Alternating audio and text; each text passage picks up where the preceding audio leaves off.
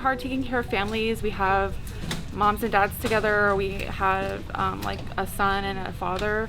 It's hard when one does better than the other, or one doesn't make it out. It's kind of hard for those families to like even share the news, because they don't even know, because they're in the hospital themselves, share the news that their loved one had passed away. It's hard in especially East County. A lot of the families do live together, so they are getting COVID from each other, from their family, or from their friends, and then they bring it home to their loved one, which is elderly and high risk, and those patients are very vulnerable, and some of them don't make it out.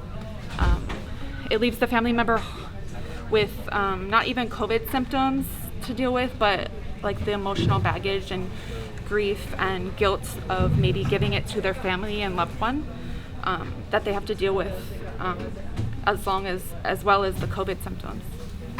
You know, it's really heartbreaking, and it's been a really long, hard time for a lot of us.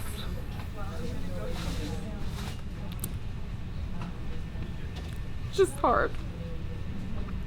Like, seeing it every day for the last 9 months is just hard.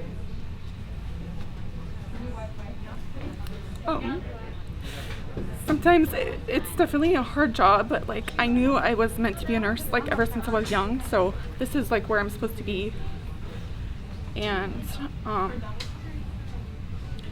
it gets hard every day, and we have each other to like make it through, but